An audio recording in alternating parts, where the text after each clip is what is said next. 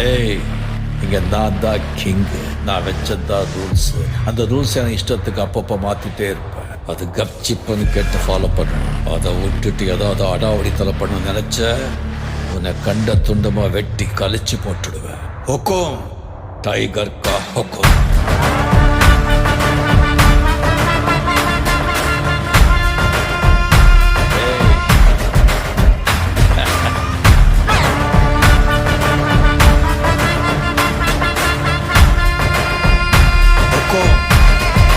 Tiger கா ஹுக்கும்.